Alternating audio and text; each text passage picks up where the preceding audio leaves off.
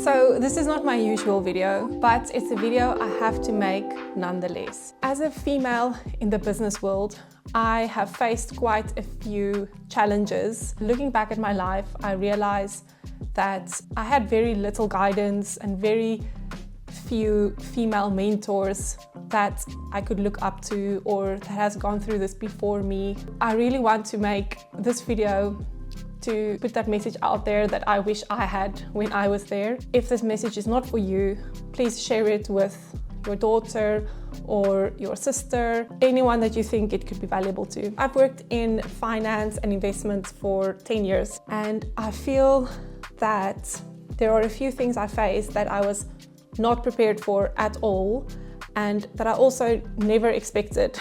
And most of these lessons you only learn when you go through them. But if you can have some guidance before, I think it can help you prepare better for when you face a situation like that. There are 5 things I want to discuss. The first is I'm not the secretary. The second is sexual harassment at work. The third thing is having children, how to prepare yourself for a conversation with your employer. The fourth thing is imposter syndrome. And the fifth thing is the pay gap and why I think you should always be a negotiator.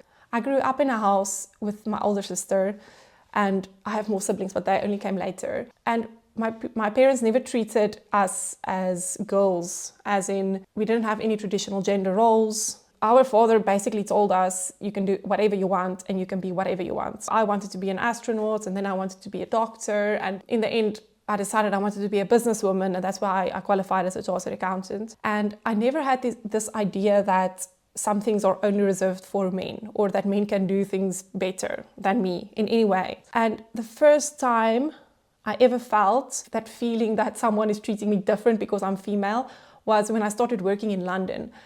And I think this is because after qualifying as a chartered accountant, I worked in the big 4 companies, and the environment is quite protected there. So I wouldn't say it's 100% equal now looking back at it, but they really make a big effort to encourage more females to stay in the workforce and to promote females and to give them guidance and mentorship.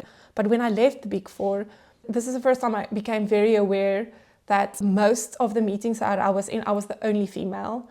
And some of the meetings I went into, they would have these discussions, and the other side of the table, whoever we met with, wouldn't even make eye contact with me. And this is really the first time that I started realizing, why do I feel like I have to prove that I should be in this meeting and that they should take me seriously and they should allow me to participate in the conversation? I felt like they treated me as a secretary, like the other side of the table, because my boss knew what I was capable of and knew what I could do. And sometimes I was so scared of saying something wrong because it kind of proves their point that I shouldn't be there. I guess the only thing that I really can say here is that at some point in your career, you probably will have this feeling if you're a female. And I mean, the world is probably not going to change within the next 10 years.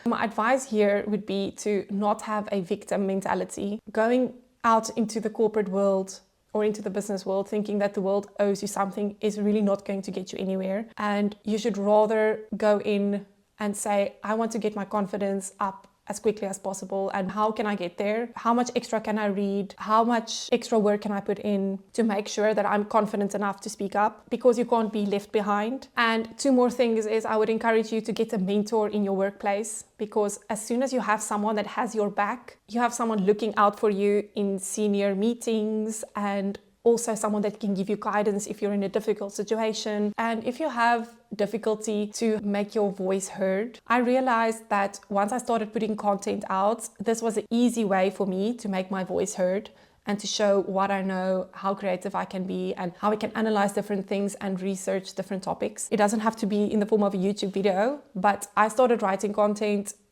by writing blogs and articles. And I would encourage you to go to your boss or to your marketing team and ask them if you can partake in any blog writing or any news articles that they need research for or writing for. And from there on, I think there's a lot of potential. It forces you to do research and structure your thoughts in a way, and it teaches you how to communicate effectively. And it will also show other people around you that you know what you're talking about. And inevitably, you will gain respect that way. The next thing to discuss is sexual harassment at work. Depending on where you live and which school you went to, We are usually prepared for very typical sexual harassment cases. They teach us that you should always stand your ground and don't let anyone do inappropriate things or say inappropriate things. But I think that guidance is very theoretical, because sometimes it does play out like very obviously, but many times it's like a gray area and it's actually not clear whether the situation you're in is acceptable or not. When sexual harassment happens at work, it puts you in an extremely uncomfortable situation where you actually either work for this person or they could be your colleague and you have to see them again. And I know at times when this happened to me, I felt really worried to take any steps against the person, because you don't know whether you're going to be taken seriously. You don't know whether someone is going to believe what you said. When it happened to me, I actually told HR that I want to confidentially report an incident, and not because I want them to take any further steps, but rather because I want them to be aware of this in case it happens again.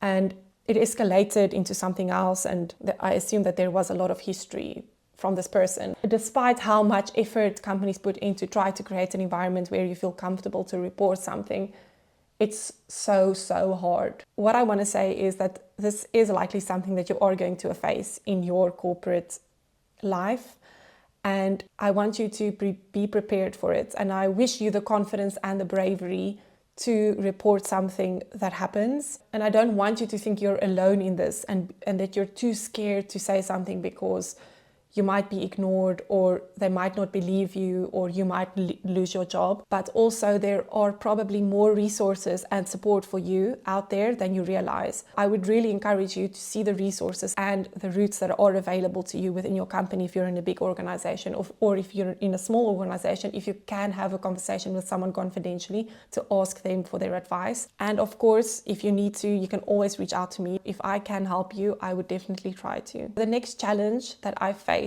is, if you want children, you definitely have faced this or thought of this. I've probably experienced the worst case scenarios when it comes to this. By sharing this, I could probably prepare you for a potential worst case scenario, but I really hope it doesn't play out like this for you. I completed my MBA 3 years ago, and when I started looking for jobs, I was quite adamant to find a job where they have a good maternity leave policy, because I really wanted children, and now I have a 1-year-old son and he's amazing and best thing that's ever happened to me and to us as a family. I was looking for jobs in Switzerland at the time. All the jobs that I got into the final interview rounds with, I asked them about their maternity policy, and I decided I was not going to be scared about this, because I don't want to join a company and then they're not happy that I take maternity leave at some point. And the one company, I had a call with the HR director, and he actually said he's not exactly sure what their maternity leave policy is, but he will confirm it. I was really surprised that the HR director didn't know that. The next company told me,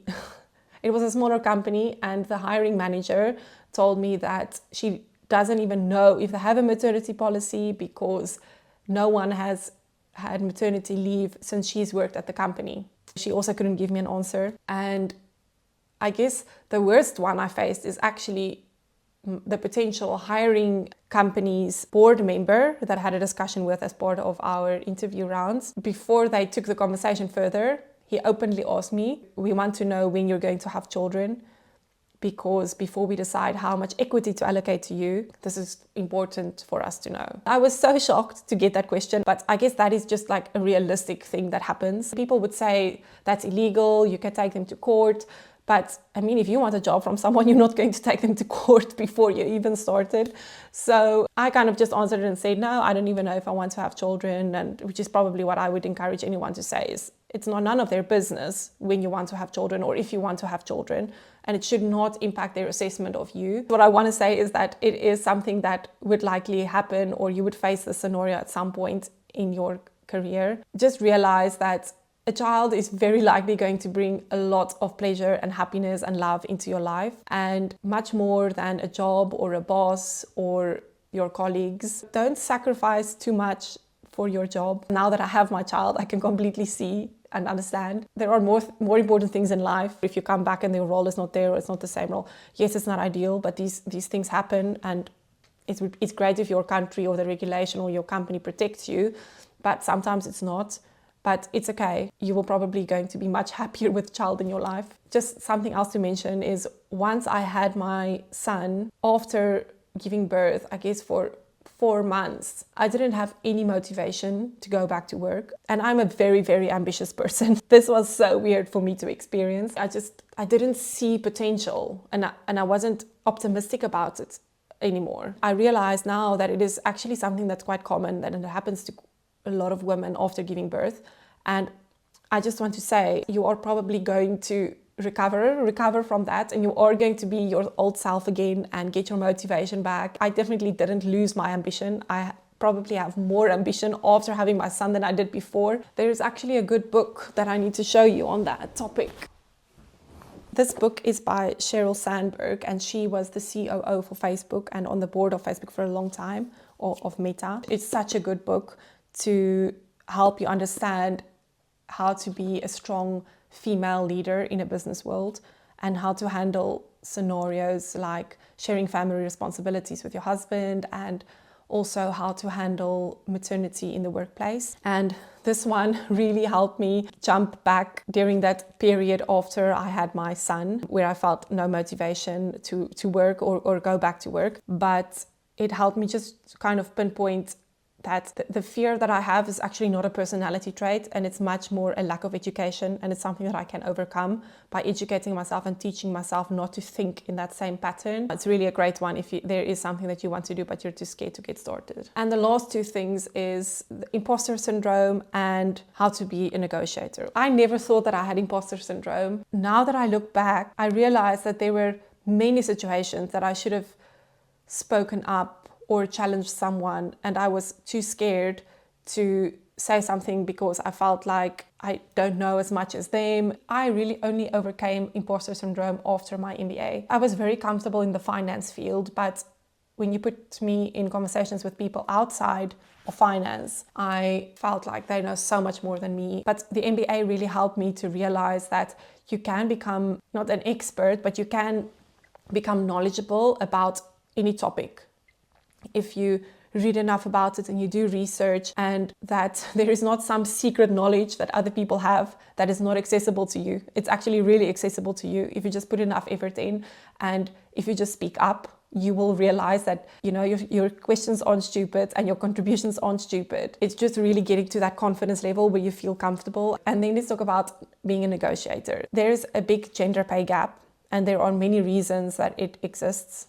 that men earn more than women for doing the same jobs and being in the same positions and having the same amount of experience. But something that I have realized as a hiring manager is that when I interview men and women for the same position, majority of the men negotiate the salary for the position and the women don't. I realized that if you don't ask for more money, you're not going to get more money. Then they're just going to be happy to offer you whatever you say you're happy with. And as a hiring manager, if I have someone asking for more money, I take them more seriously, because if they value themselves enough to negotiate a higher salary, then it makes me think that they are also valuable.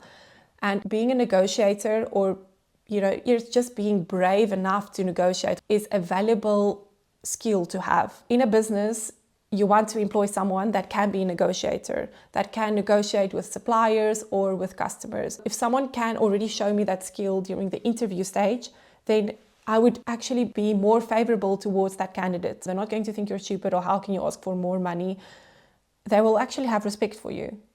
And that's the worst possible outcome. Very likely they're actually going to say, okay, yes, we can actually take that salary higher for you. And you're going to miss all of the shots that you don't take. I know this is very cliche, but yeah. If there's anything else that you would like to share with other ladies watching this video that you think could be valuable to them in the workplace, please add that to the comments. If you enjoyed this video, I have another similar video where I share the 8 lessons on money, life, and happiness that I've learned during the 10 years that I've worked in finance. And I link the video here if you're interested in watching it. But I hope you enjoyed this video, and if you want me to make more of them, please let me know in the comments.